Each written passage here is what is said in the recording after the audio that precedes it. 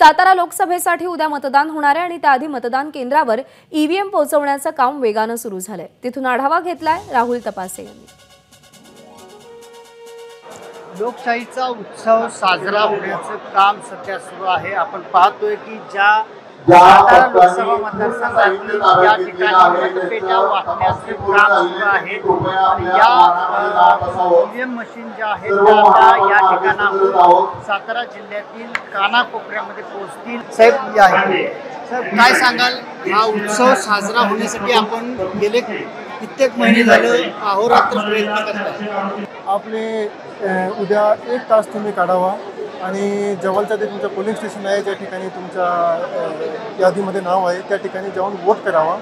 आणि सातारा जी आहे त्याला आपण ऐतिहासिक दृष्टीने महाराष्ट्राचं खूप महत्त्वाचं जिल्हा आपण समजतो आणि नेहमी आपला सातारा जे आहे ते अग्रणी येतो। तर उद्या पोलिंगमध्ये सुद्धा आपलं सातारा जे संपूर्ण महाराष्ट्रामध्ये अग्रणी असलं पाहिजे, म्हणून मोठी संख्येने लोकांनी वोट करावं।